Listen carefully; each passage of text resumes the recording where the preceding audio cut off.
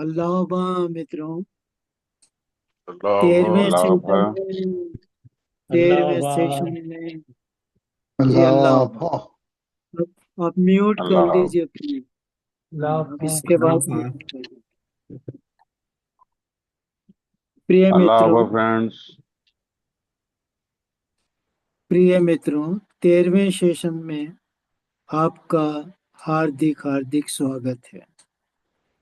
اس session میں اور آنے والے کچھ سیشن میں ہم پوتر قرآن اور صحیح حدیثوں کی سہایتا سے ان پاسبلٹیز پر چرچا کریں گے جس میں اسلام کے بعد بھی ایشور کے دیویہ سندیش کے آنے کے سنکیت ملتے ہیں۔ یوزولی دیکھا گیا ہے کہ ایک عام مسلم کو کچھ مروجہ عقائد ہیں، کچھ پریویلنٹ بلیفز ہیں، کچھ پرچلت مانیتائیں ہیں جس کے کارن ستیہ کی کھوج میں اسے کٹھنائی آتی ہے۔ جیسا کہ آپ سلائیڈ نمبر 1 کے اندر دیکھ رہے ہیں، یہاں پہ 4 بڑے بیریئر بتائے گئے ہیں۔ چھوٹی موٹی کٹھنائیاں اور بھی کئی ہو سکتی ہیں، پر جو 4 بڑے بیریئر ہیں اس میں سب سے نیچے کی طرف جو ہے وہ قیامت کا کنسیپٹ ہے، جو اسلام کے اندر جو علماء نے پیدا کیا ہے، اسے ہم ہندی میں پرلے کہتے ہیں، اور بائبل کے اندر اس کو ڈے آف ریزریکشن کے نام سے بتایا گیا ہے۔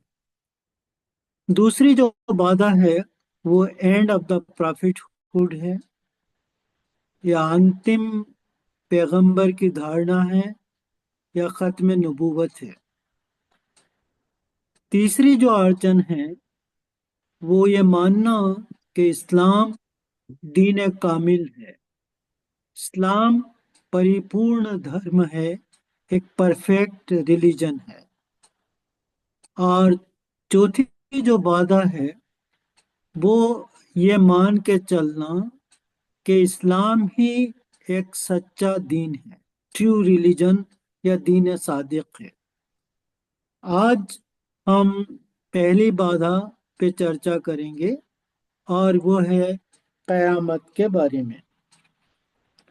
تو جہاں تک قیامت کی بات ہے، اس پہلی وعدہ کا جو شبد ہے قیامت، اس سے بہت ساری کہانیاں جوڑ لی گئی ہیں، اور یہ جو کہانیاں اس سے جڑی ہوئی ہیں اس کے انوسار یہ کہا جاتا ہے کہ ایک ترہی کی ایک ٹرمپیٹ کی آواز آئے گی، اور اس ٹرمپیٹ کی آواز کے بعد پھر سب لوگ اکٹھا ہوں گے۔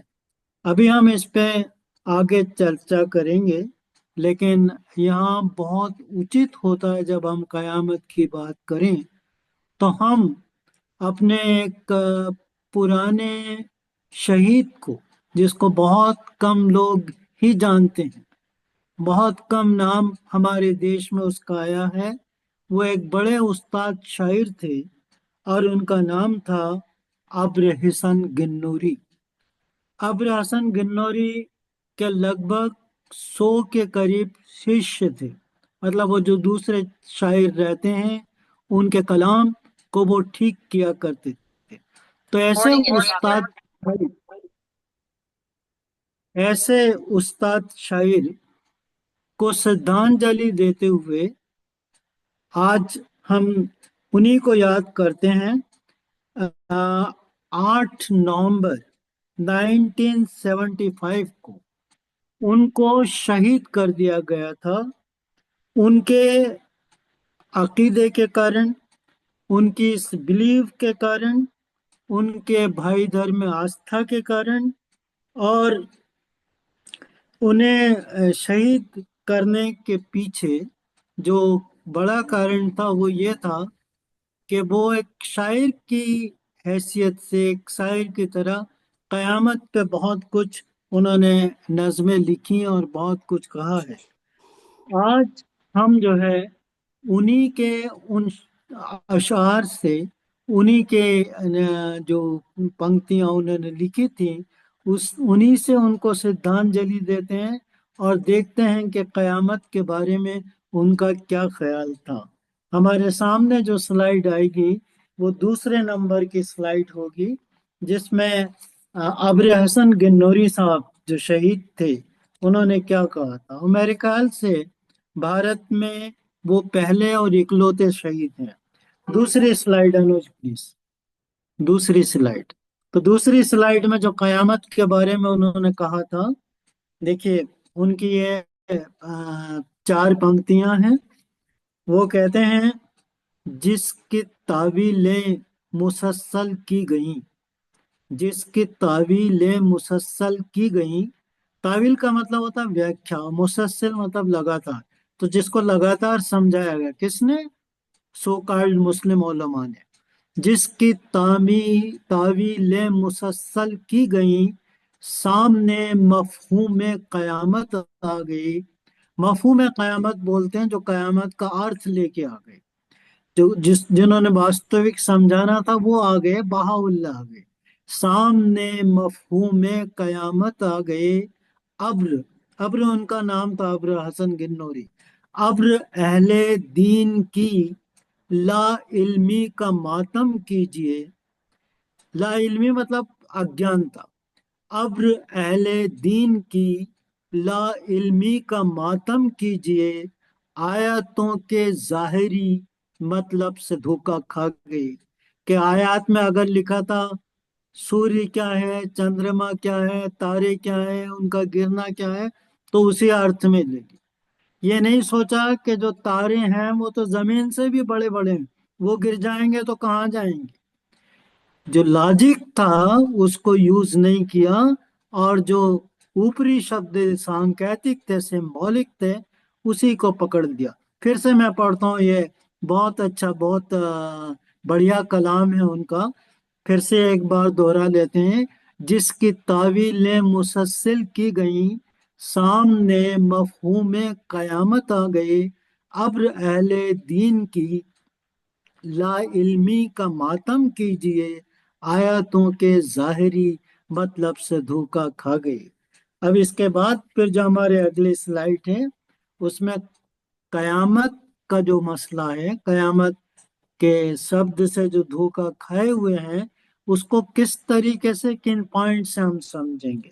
تو تیسری سلائیڈ کے اندر وہ پوائنٹ دیے گئے ہیں۔ چار پوائنٹ ہم لیں گے۔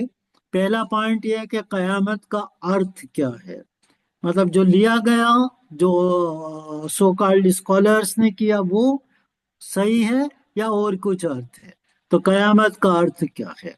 دوسرا یہ کہ قرآن شریف میں قیامت کے کتنے جگہ پہ ورنن آیا ہے، قرآن شریف اور قیامت۔ پھر اس کے بعد قیامت کے چہن کیا ہیں، اس کی نشانیاں کیا ہیں قیامت۔ اس کے بعد پھر قیامت حدیثوں کے اندر کہاں پہ آئی ہے۔ حدیث متر جانتے ہوں گے، اگر دھیان سے اتر گیا ہے تو ایک تو جو اسلامک بلیف کے انوسار جو ایشور کے شبد ہیں وہ قرآن شریف میں، اور جو پروفٹ محمد نے اس کو چھوڑ کر جو کچھ کہا وہ حدیث کہلاتا ہے۔ تو وہ ٹریڈیشن ہے حدیث جو ہے، اور قرآن تو ایشور کے شبد ہیں۔ تو پہلا ہم لیں گے کہ قرآن میں جو قیامت کا ارتھ ہے اس کے بارے میں ہم پہلے چرچا کریں گے۔ تو قیامت کے ارتھ کے بارے میں اب وہ گھٹنا کے بعد آپ کو بتاتا ہوں جو شروع میں آپ کو اشارہ کیا تھا۔ دیکھیے قیامت کو ایک ایسی گھٹنا کے روپ میں لے لیا گیا ہے جس کی شروعات ٹرمپٹ یا سرہی یا سور کے پھونکنے کی گرجنا سے ہوتی ہے۔ مطلب ایک دہشت کا ماحول، ایک ڈر کا، ایک بھے کا ماحول کریٹ کیا گیا۔ تو وہ ایک گرجنا ہوتی ہے جس سے وہ قیامت شروع ہوتی ہے، بگننگ ہے اس کی۔ اور اس گرجنا کو سن کر زندہ اور مردہ सब एक मैदान में इकट्ठा हो जाते हैं। अब जो मुस्लिम स्कॉलर्स हैं उन्होंने फिर अपना दिमाग चलाया और उसमें लिखा कि वो मैदान शायद मक्का के अंदर हो सकता है, या कुछ कहते हैं कि वो ग्रेटर जो सीरिया है वहां पे हो सकता है। जहां भी हो ना हो, उससे उसको छोड़िए उस बहस को। इस बात पे आ जाइए कि जब सब लोग इकट्ठा हो जाएंगे तो उसके बाद कहते हैं कि फिर जो फरिश्ते हैं वो लोगों का नामा आमाल, यानी उन्हें दुनिया में रहते हुए क्या कर्म किए हैं उसका हिसाब किताब लेके आ जाएंगे। फिर उसके बाद ये सीन खींचा गया है कि जो ईश्वर है, अल्लाह है, वो एक सिंहासन पे बैठे होंगे और फिर वो नामा आमाल को देखकर, क्या काम आपने दुनिया में किए उसको देखकर फिर वो फैसला करेंगे। और कुछ लोगों को हमेशा के लिए स्वर्ग के अंदर भेज दिया जाएगा और कुछ लोगों को हमेशा के लिए नरक के अंदर भेज दिया जाएगा। तो ये एक कहानी है जो गढ़ ली गई है, और इस पे कई मित्रों को जो पक्का विश्वास है कि इसी तरीके से एक सर्वे देख रहे थे। उसमें बताया गया है कि पूरी दुनिया के अंदर लगभग 20 लाख मुस्लिम ऐसे हैं जिन्होंने वापस क्रिश्चियनिटी को ज्वाइन कर लिया, सिर्फ कयामत के डर से। तो क्यों वो क्रिश्चियनिटी के अंदर है कि जीसस ने सारे पाप अपने ऊपर ले लिए, आप उसको स्वीकार कर लीजिए, आप जो है सीधे स्वर्ग में चले जाएंगे। तो वो उनको आसान लगा। तो कोई कम संख्या नहीं है, 20 लाख के करीब जो है मुस्लिम क्रिश्चियन में कन्वर्ट हो गए। उसका बड़ा कारण यह है कि कयामत का मतलब जो है नहीं समझ सके स्कॉलर्स। अब कयामत का जो मतलब है उसको समझने के लिए, उसकी सच्चाई को समझने के लिए थोड़ा सा हम अगली स्लाइड की तरफ आते हैं, जो हमारे चौथे नंबर की स्लाइड है। चौथे नंबर की स्लाइड के अंदर कुरान शरीफ की एक आयत है, उससे ली गई है। चौथे नंबर की स्लाइड अनुज।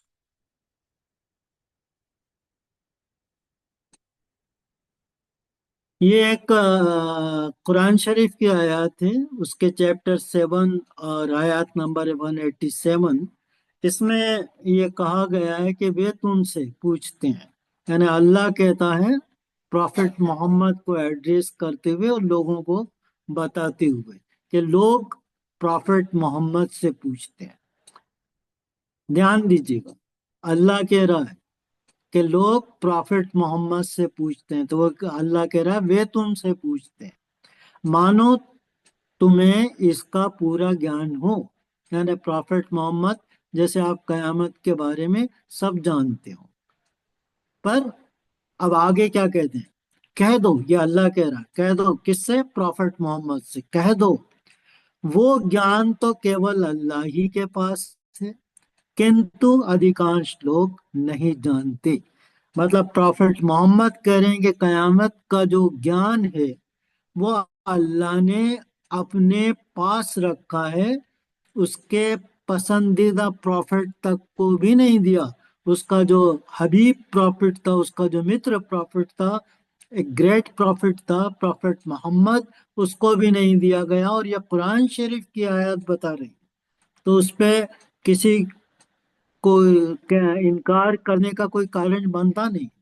तो यहाँ पे देखिए फिर से पढ़ते हैं कि वे तुमसे पूछते हैं मानो तुम्हें इसका पूरा ज्ञान हो, कह दो वो ज्ञान तो केवल अल्लाह के पास है, ईश्वर के पास है, किंतु अधिकांश लोग नहीं जानते। अब अ, जो उलमा हैं, जो स्कॉलर्स हैं, उन्होंने ये कहानी कैसे गढ़ दी कि एक मैदान होगा और फिर वहां पे तुरही बजेगी और ये होगा वो होगा। तो उसके लिए देखिए हम अगली स्लाइड पे आते हैं और अगली स्लाइड से समझने की कोशिश करते हैं कि कैसे गलतियां हो जाती हैं। अगली स्लाइड जो है कुरान शरीफ की अगेन एक आयत है, उसके चैप्टर 28 से ये इसको लिया गया है, सूरह कसस, और उसकी आयत नंबर है 88। ये आयत छोटी आयत इसलिए ली है ہے کہ اگر کوئی یاد کرنا چاہے تو اس کو دہرائیں گے تو اس کو یاد بھی کر سکتے ہیں۔ تو یہ آیات کہتی ہے کلو شعین ہلیکن، کلو شعین ہلیکن، یعنی ایوری تھنگ ول پیرش، ہر وستو نشٹ ہونے والی ہے۔ اب اسی سے آپ اس کو دھیان میں رکھیے کہ یہاں کہا جا رہا ہے کہ ہر وستو نشٹ ہونے والی ہے۔ اب اسی سے ملتا جلتا اگلا سلائیڈ ہے، ذرا اس کو بھی دیکھ لیجیے، اس میں کیا کہا گیا ہے۔ وہ سلائیڈ ہے 6 نمبر کی سلائیڈ ہے، کل من علیہ فان، کل من علیہ فان، یعنی سب کا وناش ہونا ہے۔ جو بریکٹ میں لکھا ہوا ہے پوری سرشٹی کا، یہ جو جنہوں نے ٹرانسلیٹ کیا ہے اس کو، ان کا نام ہے فتح محمد جالندھری۔ تو انہوں نے اپنی سمجھ سے پوری سرشٹی بریکٹ میں ڈال دی، پر جو قرآن شریف کی آیات ہیں وہ تو صاف کہہ رہی ہے کہ سب کا نہیں، مطلب پوری سرشٹی کا نہیں، سب کا وناش ہونا ہے۔ اب سب کا وناش ہونا ہے سے مطلب کیا ہے؟ اگر یہ ٹرانسلیشن کو ہم سچ لیں گے، جو پوری سرشٹی انہوں نے بریکٹ میں ڈال کے اس کو ٹرانسلیٹ کیا، تو اس کا ارتھ تو یہ ہوا کہ دھرتی کی جتنی بھی چیزیں ہیں سب ختم ہو جائیں گی، چاہے وہ پکشی ہوں، چاہے پشو ہوں، چاہے پیڑ ہوں یا منش ہوں۔ پر ایسا نہیں ہے، کیونکہ اس میں جو عربی شبد آیا کل من، جب عربی گرامر کے اندر یہ من شبد آتا ہے تو یہ من شبد کیول ان لوگوں کے لیے آتا ہے جن کے پاس بدھی ہوتی ہے، جو ذی عقل ہوتے ہیں، جن کے پاس سمجھ اور وویک ہوتا ہے، اس کے لیے من آتا، ہر ایک کے لیے من نہیں آتا۔ تو کل من علیہ فان، اس کا مطلب یہ ہوا کہ کیول جو ہے بدھی والے لوگ وہ فنا ہوں گے، وہ ان کا جو ہے وناش ہوگا۔ وہ کیسے وناش ہوگا؟ کیا ایک دم سے وناش ہو جائے گا جیسا کہ قیامت کے نقشے میں کھینچ دیا گیا ہے؟ تو ایسا نہیں ہے۔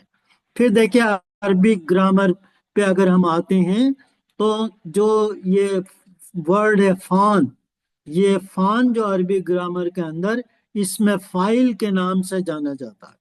اس میں فائل کو آپ اگر انگلش میں لیں تو ایکٹیو پارٹیسپل آپ اس کو کہہ سکتے ہیں، اور یہ ایک گرامر کا وہ پارٹ ہے جس کے اندر ورب کو ناؤن کی طرح یوز کرتے ہیں، اور جب یہ اس میں فائل آتا ہے یا ایکٹیو پارٹیسپل آتا ہے یا ورب کو ناؤن کی طرح یوز کیا جاتا ہے تو اس کا مطلب پاسٹ بھی ہوتا ہے اور اس کا مطلب فیوچر بھی ہوتا ہے۔ تو یہ جو ٹرانسلیٹ کیا گیا اس بات کو دھیان میں رکھ کے نہیں کیا گیا، اور یہ اکیلا ٹرانسلیشن نہیں ہے، لگ بھگ سبھی ٹرانسلیشن کے اندر اس غلطی کو دہرایا گیا۔ صحیح ٹرانسلیشن یہ ہوگا کہ کل من علیہ فان، یعنی جو بدھی والے ذی عقل انسان ہیں وہ فنا ہوتے رہے ہیں اور فنا ہوتے رہیں گے، دونوں آ جائے گا اس میں، پاسٹ بھی کہ پہلے بھی وہ مرتے رہے ہیں اور آگے بھی وہ مرتے رہیں گے۔ کہیں ایسا نہیں ہوگا کہ ایک دم سے سب ختم ہو جائیں گے اور پھر کوئی ترہی بجے گی اور پھر وہ کسی میدان کے اندر اکٹھا ہوں گے۔ تو یہ غلطی جب ہو جاتی ہے تو یہ پرابلم پھر شروع ہوتی ہے، اور لوگ اپنے دماغ سے اس کو گڑھ لیتے ہیں کہانیوں کا، جبکہ اس سے پہلے آپ کو جو سلائیڈ بتائی تھی 4 نمبر کی، جس میں وہ قرآن شریف کی 7ویں چیپٹر کی 187 والی آیات کا ریفرنس دیا تھا کہ پروفٹ محمد یہ کہہ رہے ہیں کہ اس کا جو گیان ہے وہ اللہ کے پاس ہے، اور زیادہ لوگ جو اس کی سمجھ نہیں رکھتے۔ اب اس کے بعد پھر جو ہمارا اگلا پوائنٹ ہے، ہم اگلی سلائیڈ کی طرف آتے ہیں ہماری، اور وہ جو ہماری سلائیڈ ہے وہ 7 نمبر کی سلائیڈ ہے۔ اس 7 نمبر کی سلائیڈ کے اندر قرآن شریف کے اندر قیامت کے کتنے نام ہیں؟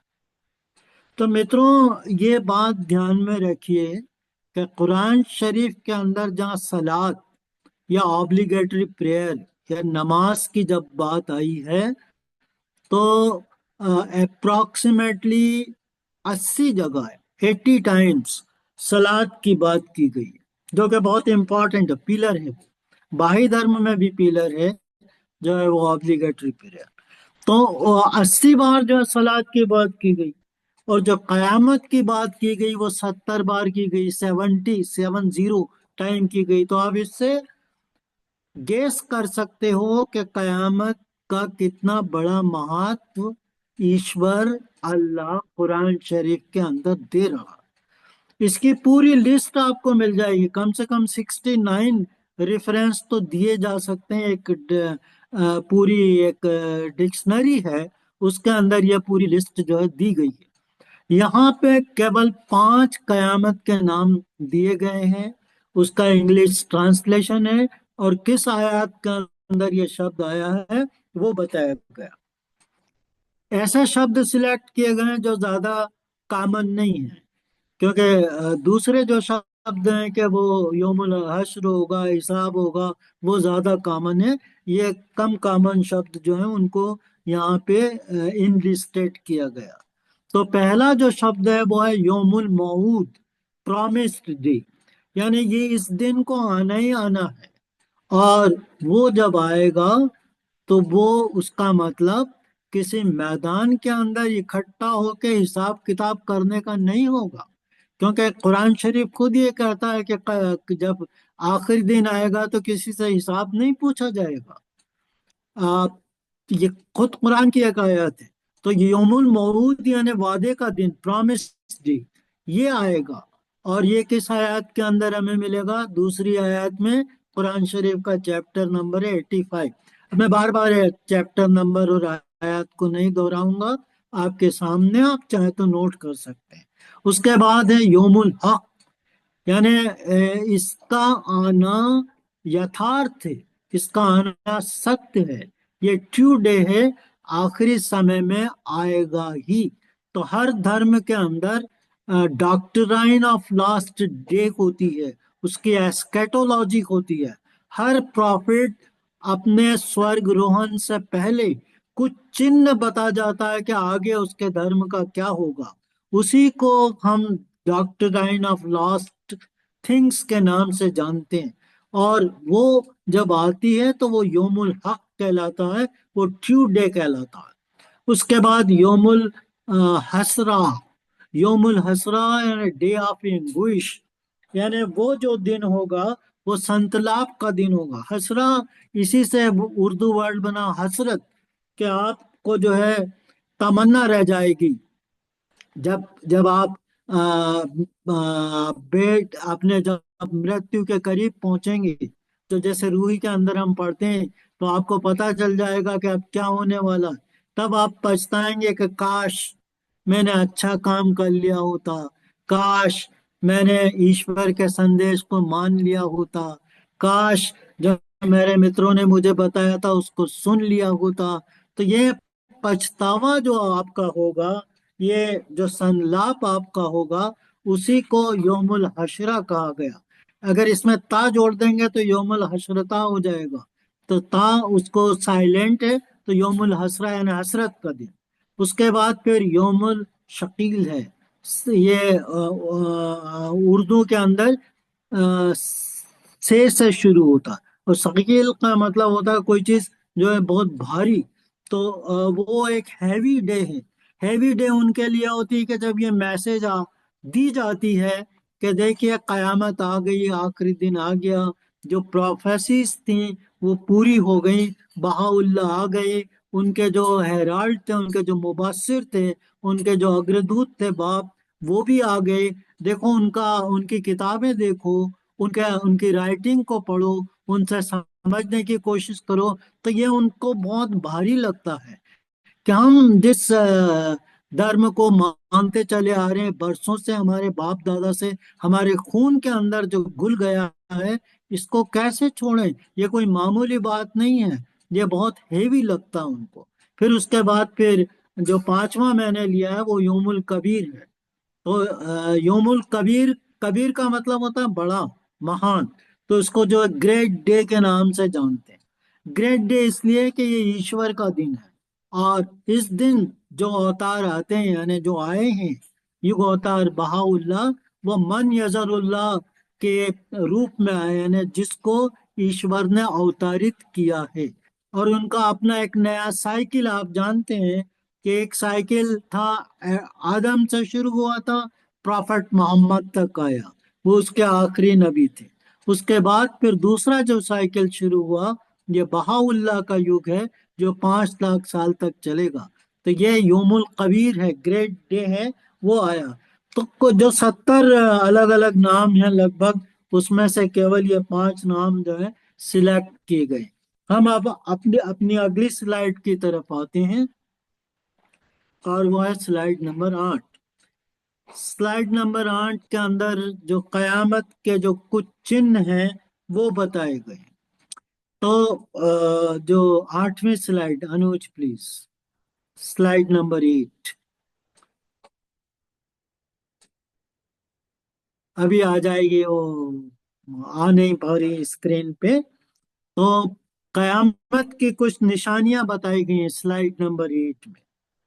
تو اس میں پہلی جو نشانیاں، ایکچولی دیکھیں تو یہ لگ بھگ الگ الگ لوگوں نے بتائی ہیں، تو وہ بھی 70-75 کے قریب جو چن ہوتے ہیں قیامت کے آنے کے۔ ان میں سے جو کچھ ہیں وہ یہاں پہ آپ کو اگلی سلائیڈ کے اندر آئیں گے۔ Anuj please, slide number 8، slide number 8 کے اندر جو ہے وہ کچھ چن دیے گئے۔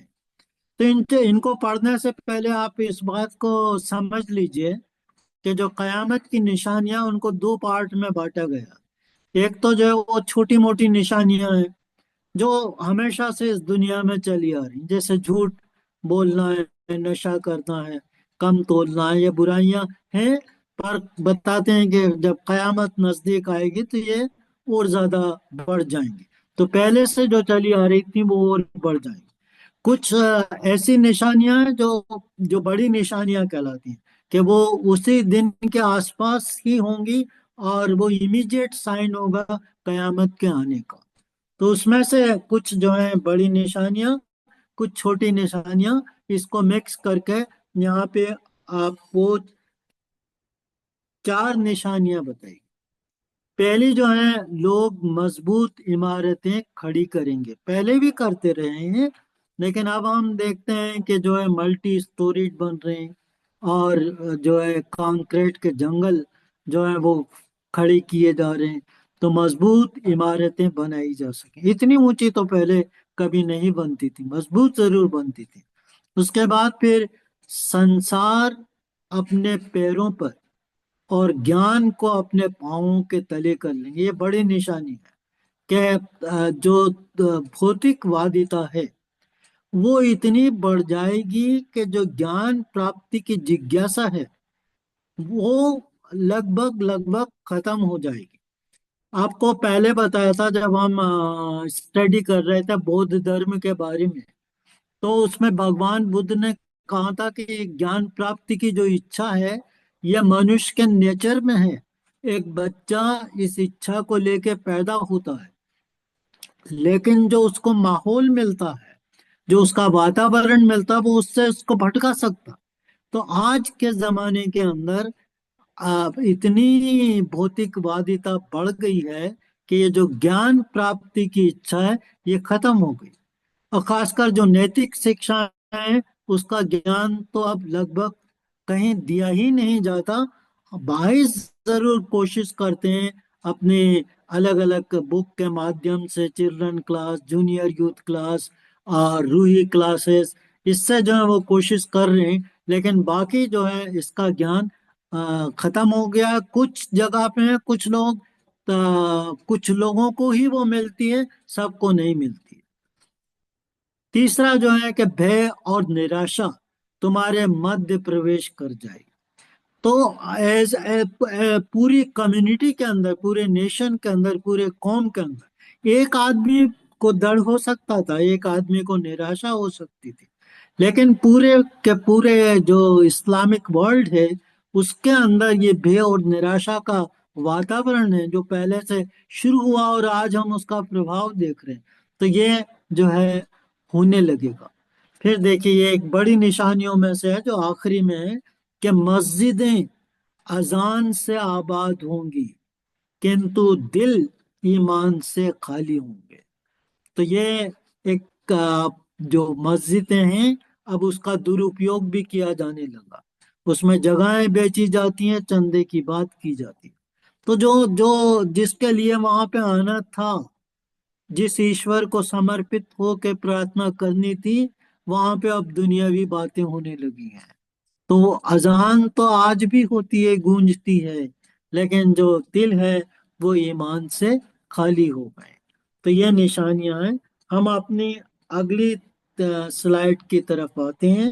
9वें नंबर की स्लाइड है। अब इसके अंदर जो 9 नंबर की स्लाइड आएगी, ये एक हदीस है। तो आगे के जितने भी स्लाइड आएंगे हमारी 9, 10 और 11, ये सब हदीसों से ली गई हैं, ट्रेडिशन से ली गई हैं। वो कौल हैं, वो बोल हैं जो प्रॉफिट मोहम्मद ने कहे और लोगों ने उसको रिकॉर्ड किया। तो ये जो हदीस ली गई है, एक हदीस की बहुत ही ऑथेंटिक बुक है, उसका नाम है तिर्मिजी। तो तिर्मिजी का जो फतान नाम का चैप्टर है, उसमें 46 नंबर की यह हदीस है। और इस हदीस के अंदर कहा गया है कि कोई शंका नहीं, तुम लोग अपने पहले लोगों यानी यहूदी और ईसाई के तरीकों पर चले जाओगे। यानी इसका मतलब ये हुआ कहने का कि जिस तरीके से यहूदी, ईसाई या दूसरे धर्म के लोगों ने अपने धर्म को एक तरफ रख दिया और पथ भ्रष्ट हो गए, तुम भी उसी रास्ते पे चल निकलोगे। इसका मतलब एक और होता है कि जैसे इन धर्मों के अंदर, ये इब्राहिमिक रिलीजन है, तीनों, इस्लाम, यहूदी और ईसाई। तो जैसे एक प्रॉफिट मोहम्मद की एक और हदीस है जिसमें वो कहते हैं कि जो यहूदी धर्म था वो 71 सेक्ट के अंदर फिरकों में टूट जाएगा, जो ईसाई धर्म है वो 72 सेक्ट के अंदर टूट जाएगा, और जो मुस्लिम है वो 73 सेक्ट के अंदर विभाजित हो जाएंगे। तो जब इतने में विभाजित हो जाएं तो समझ लेना कि कयामत आ चुकी है। अब अगली स्लाइड फिर एक हदीस से है, और 10 नंबर की स्लाइड है। इसके अंदर कहा गया है कि इवन, 10 नंबर की slide Anuj, even if faith where at the प्लाइडेस प्लाइडेस Suraiya, उसको अरबी में सुरैया बोलते हैं। तो at the प्लाइडेस the Persian people bring back to earth. यानी कहने का मतलब यह है कि अगर धर्म सुरैया पर भी चला गया तब भी फारस के लोग उसको जमीन पर ले आएंगे। अब ये एक मिसाल दी गई है। सुरैया एक्चुअली एक जो कुछ स्टार्स हैं, 7 स्टार्स का एक ग्रुप है, जिसको हिंदी में हम सप्त ऋषि के नाम से भी जानते हैं, और इंग्लिश में उसको प्लाइडेश के नाम से जानते हैं, अरबी में उसको सुरैया कहते हैं। और उसका जो डिस्टेंस है वो बहुत ही बहुत ज्यादा है, यानी लगभग 444 ईयर्स की दूरी पे, यानी आप काउंट नहीं कर सकते, इतने अरबों खरबों मील जो है वो दूर। तो ज्ञान अगर वहां तक भी चला गया तब भी जो है फारस के लोग इसको वापस ले आएंगे। आप देखिए कि कुरान शरीफ में एक सूरह सजदा है, उसकी 5वीं आयत है, उसके अंदर ये कहा गया है कि ईश्वर अपना ज्ञान आसमान से भेजता है और फिर 1000 साल में उसको वापिस उठा लेता है। तो जब वो वापिस उठा लिया उसने, तो फिर वापिस कौन लेके आया इसको? वो ईरान के बाप और बहाउल्लाह। कितनी क्लियर हदीस है। उसके बाद फिर देखिए अगली स्लाइड।